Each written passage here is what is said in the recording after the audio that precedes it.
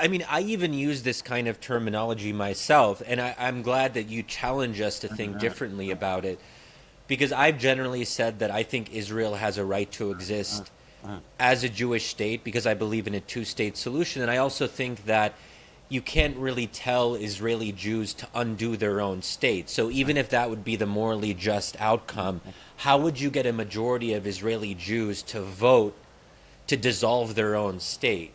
So it just seems completely implausible from a practical point of view. And I know we've talked about this before, and you'd have to envision Israeli Jews thinking completely differently about their own identity, maybe 20, 30, 40 years from now to actually accept that. But at some level, I think the language of right to exist as a Jewish state is compelling, even to those of us who acknowledge that Israel was founded on acts of ethnic cleansing.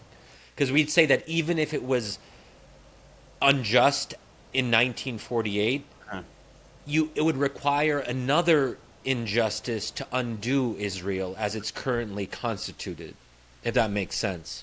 Yeah, I mean, I'm not necessarily sure that allowing Palestinian refugees to return necessarily has to mean an injustice. I mean, I don't think Palestinian refugee return, in my view, I mean, I wrote an essay, but I don't think has to mean expulsion of Jews from their homes. I think it can mean that Palestinians are allowed to go back to the places they lived, and you try to build housing for them.